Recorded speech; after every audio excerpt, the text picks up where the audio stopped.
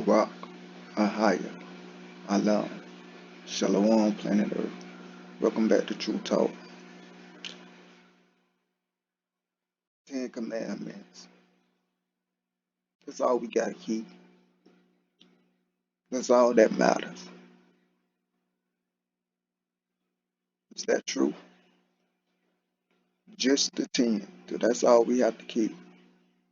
Because over the years, I've met a lot of people. Not too many, but there's a few out of the bunch that they have returned back to the faith. They know that they Hebrews. Uh, and they know that we gotta keep the law. But they say, what law are you talking about? Talking about the 10 Commandments? And I'm like, I say the law, I'm talking about everything that's spoken out of Yahweh and Yahweh's mouth, not just the 10. And a lot of people teach and believe that, yeah, we do have to keep the law, but the only law we have to keep is the 10. And some people come to that conclusion or make the argument that only the 10 because they say, hey, the 10 was written on stones. None of the other commandments were written on stones. So the ones that's written in stones are final, but the ones that was not written in stones are not final. I said, okay, I see what you're saying. But what does the scripture say? I see your opinion. I see, as Proverbs say, you lean on your own understanding. There's nothing wrong with that. The Most High gave us a discernment, but our understanding have to match up with what he's saying. That's how you know what you're saying is true. If it's backed up by scriptures. In my understanding of belief, why only the 10 is written in stones, because only the 10 was spoken to the children of Israel by the Most High. What you mean? I mean, when the Most High spoke, when the children of Israel heard the Most High himself spoke, they heard the 10 Commandments. And then after that, they said, we don't want to hear him speak no more. So then the Most High spoke to Moses, and Moses continued giving them the law. So these 10 Commandments that the Most High himself spoke, that the people spoke, is written in stone because the Most High spoke of himself to the people. And I'm going to back that up with scriptures. Let's go to Exodus 20, where the whole thing started out when the Most High started to speak to the people. It says, and Yah spoke all these words. And then it goes, I am the Most High God. And then he started speaking the 10 Commandments. Now let's go down. You can read that for yourself, hopefully. So he's reading out the 10 Commandments.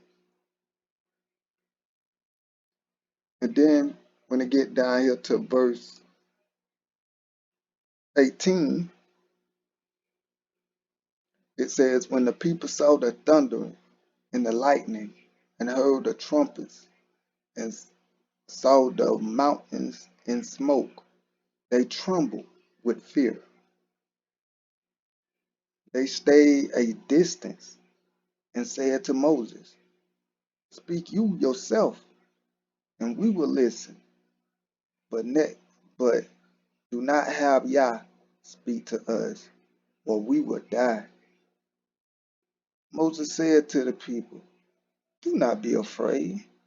Yah come to test you, so that the fear of Yah will be with you to keep you from sinning.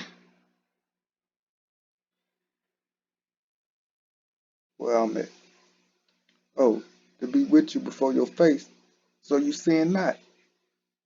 And the people stood afar off, and Moses drew near to the thick darkness where Yah was. So you see there, after he get finished speaking the 10, the people hear him speak the 10, but then they tell Moses, man, Moses, you speak to us. We terrified of the Most High. We see all this going on. And Moses like, the Most High just here to put the fear of him in y'all. For y'all, you know, yeah, be afraid, but he wants y'all to be afraid, but it ain't like that. He ain't here to hurt y'all. We just want y'all to keep the commandments and know that he's nothing to play with. But it says, after Moses went into the thick darkness, it says, Yahweh said to Moses, you does say to the children of Israel, you have seen that I talk with you from heaven. You should not make with me gods of silver, neither should you make with me gods of gold. So what is this? This is the Most High steady commanding Moses. He did not stop commanding Moses with the commandments. So now he telling Moses, this is what you tell the children of Israel. So I just spoke to them the 10 commandments, but you tell them this. So the Most High did not stop after the 10 commandments. He goes on to say, in the author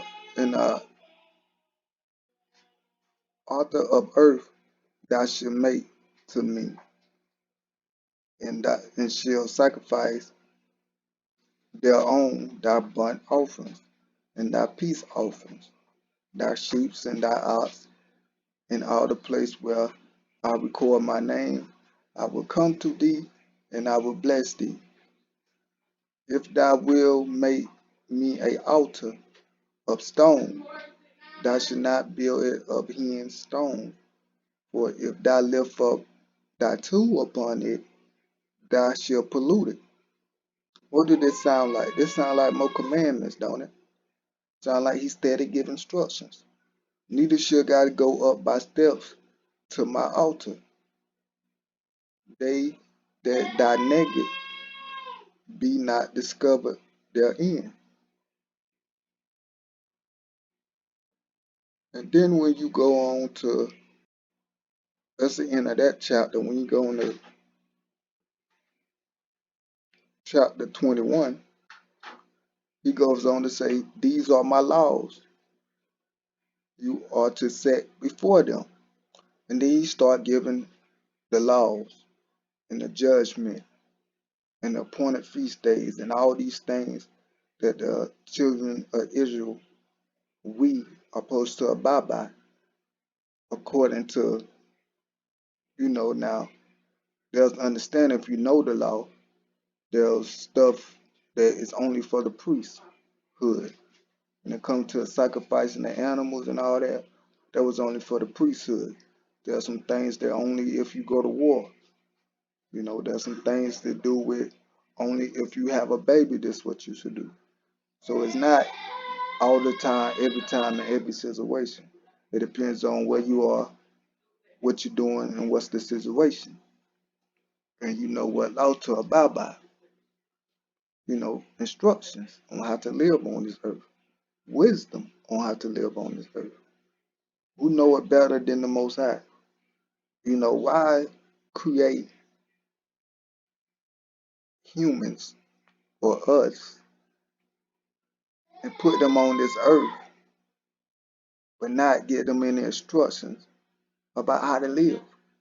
You create the earth, you create the people.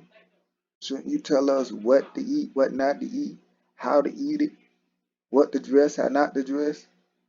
Well, should I have sex? And if I have sex, who should I have sex with? Who shouldn't I have sex with? All these things the Most High gave us instruction so we won't be in confusion, so we won't be saying, this is how I set things up. This is how life set up. It's funny. People, they will rent out houses and these houses will have a rules, and they will have to abide by these rules. You gotta do this, you gotta do that, and they'll abide by that. They'll get in their car and drive down the street and get their license, and they know to abide by the rules of the streets and the rules of the law. But, before they go in the store, if the store say, you can't come in here without shoes, or you can't wear no shirt, or, whatever rule there is, people abide by it. Every day in life, there are rules or instructions on how to do things. If you buy, I know we all had this, well, you buy your children something for Christmas and you got to set it up yourself. You don't know how to set it up. You got an idea how to set it up, but it comes with instructions. And a lot of times we'll throw those instructions away and we'll just go by our own understanding what we think. And for the most part, we'll put it together. But we'll have piece missing. We don't know where this piece goes. And, before long, it won't work too good. And if you just go by the instruction, it'll be smooth sailing. You'll have everything as you want it. I remember I try to put this toy together. Me being a man, a lot of times we feel like we can just do things without instruction. I threw the instruction aside and I was trying to put this little toy together. And I don't know, it just wouldn't work. I couldn't get it right. So I left it alone and I come back and my sister had put the thing together. I mean, that thing was working so right. I mean, it was doing everything it was supposed to do. And I was like, wow, how did you know how to fix it? And she was like, I just read the instructions. And I was like, oh. So a lot of times we can save ourselves a lot of trouble if we just follow the instructions that is given to us instead of trying to do it by ourselves. And a lot of people that believe or say, hey, we just got to keep the Big Ten. Ask a couple of these questions. Do you believe a man should lay with a man? They're going to say, nah, I don't believe that. That's against the law. What law? It's not in the Ten Commandments. See, this is what we got to understand. How about, can a man sleep with his daddy's wife or his mother or his mother-in-law? Do you believe that? Well, no, no. Well, that's not in the kin. That's not in the Big Ten, the just 10. Do you believe that people should sleep with animals? Do you think a man should lay with a donkey or cow? Do you think that's evil, abomination? But that's not in the Big Ten neither. And this is why we can't just go by the 10, people. Yes, the 10 is solid. Yes, it's good. Yes, it's written on stones. And that's like the blueprint, the foundation. But the Most High did not stop at the 10. He continued to give laws and understanding and instructions on what we should and shouldn't do. One of the golden rules, treat others how you want to be treated. That's not on the 10, but that's in the law. A man should not lay with a man. That's in the law. How about rape? Do you believe that people should rape people? Because that's not in the 10 either. And see, this is the problem that we have, because there's gay people that believe in the 10. They'll say, I'm not lying, I'm not killing nobody, uh, I'm serving the Most High and only Him. But they sleeping with another man, the same sex. Or they'll have people that, you know, that say, hey, I'm not killing nobody, I'm not lying, I'm not disowning my mother and daddy, but they're raping somebody. This is why we can't live just by the 10, and we gotta live by all the statutes and commandments because they are good. Take that veil off your face and realize that, and let that veil be moved from your heart and accept the Most High's instructions, because we can't live a perfect good life without it, or at least a blessed life without it. We will have trouble. Shalom.